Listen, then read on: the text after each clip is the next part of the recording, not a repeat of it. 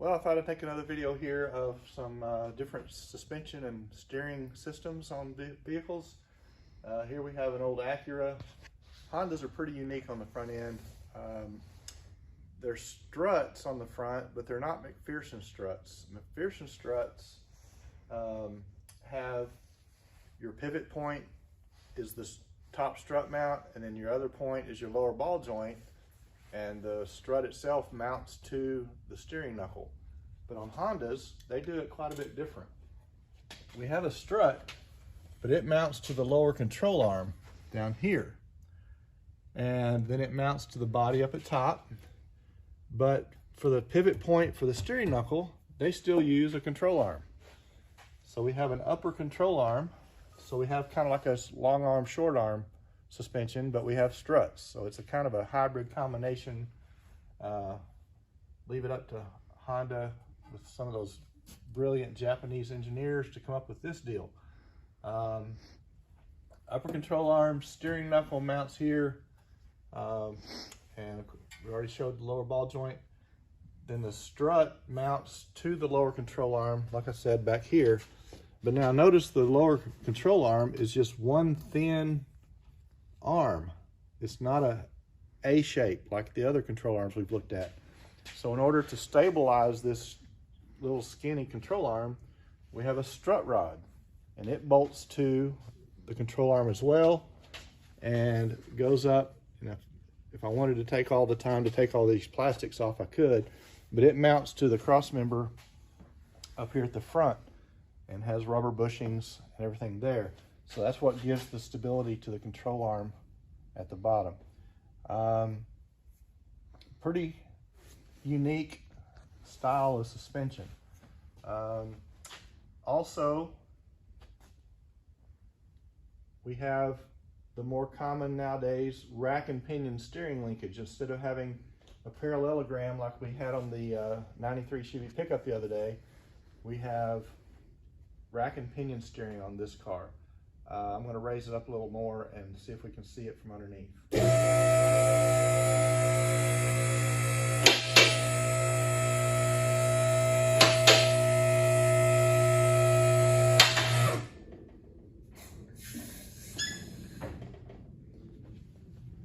A couple of summers ago, I had the wonderful experience of replacing this steering rack. It was not fun. It's buried up in here.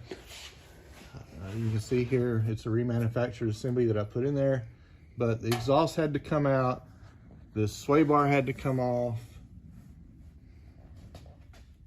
The rack attaches to the steering column right up above here, and then mounts to the frame here and here. And even once you get it completely bolted, unbolted, and ready to come out, you have to actually turn the steering wheel linkage all the way one direction to get it down and out of there. It's really a trick.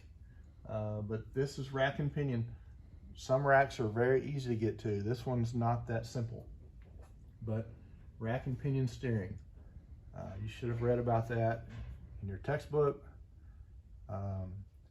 We still have tie rod ends that are attached to the control or to the steering rack.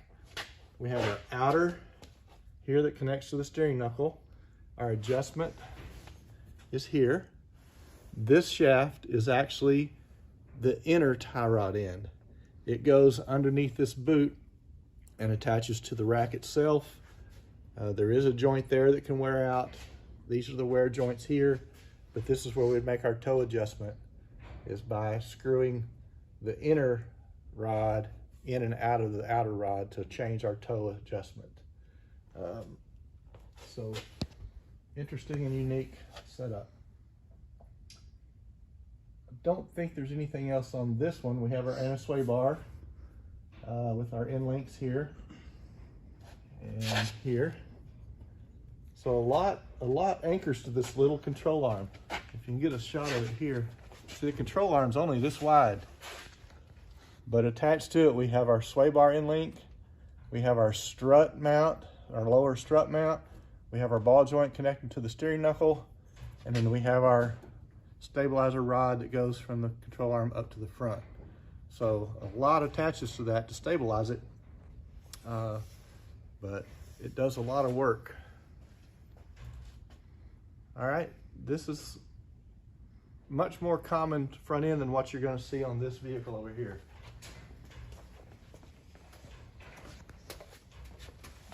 This is an old classic, 80 model Chevy, 4-wheel drive. Here we have a straight axle front end.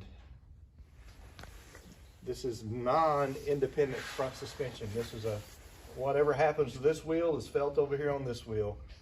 It's a pretty rough riding old truck, but it's cool. So there you go. We have leaf spring suspension. So you see the leaves, big leaves, okay? We have, even on these though, we have a anti-sway bar. It's a large diameter bar, but notice it mounts to the leaf spring perches here and here. The steering linkage on this one's pretty unique. Being a 4-wheel drive, we have a steering gear box that's mounted to the frame up here. Off of that box comes our pitman arm, but then notice where it goes. Instead of going to a center link that attaches to tie rod ends, we have tie rod ends, but they go from the pitman arm to the top of the steering knuckle. Very unusual. That arm attaches to the steering knuckle here. So as our steering turns, it cranks that arm back and forth. And then attached to this side, to the other side, is a huge bar that runs from this tie rod end all the way over to this tie rod end. Notice there's not outer and inner tie rod ends, so to speak. I guess you could say that this whole bar, including that end, is a tie rod end, but it goes all the way from the left steering knuckle to here. And then we have one sleeve to do our adjustments for the toe here. Pretty beefy, pretty rough riding, not very enjoyable to cruise around in, but it gets a lot of thumbs up. Also, on a larger suspension like this, it's a little bit hard to see maybe, but attached also to this steering rod is what looks like a shock absorber laying sideways. And that's exactly what it is, but it's designed to stabilize the steering. One of these type steering systems have a tendency to get what's called a death wobble. As you're going down the road, if you hit a bump just right, it'll cause the front end to shake really bad. And the steering stabilizer usually completely gets rid of that death wobble. And it is basically just a gas charged shock that's attached to the differential housing and to the tie rod there. So just wanted to show you a couple of different styles of suspensions. A little bit unique on the Honda, old school here on the old truck. Most of your modern 4-wheel drive trucks now have independent front suspension with a differential that's mounted to the frame, and then have CV axles coming out from that to the separate front wheels, all upper and lower control arm type, short long arm type suspension. A lot smoother ride, a lot more enjoyable to cruise around in, but rarely get the thumbs up in those newer trucks that you do in one of these old ones. So that's a couple different styles of suspension.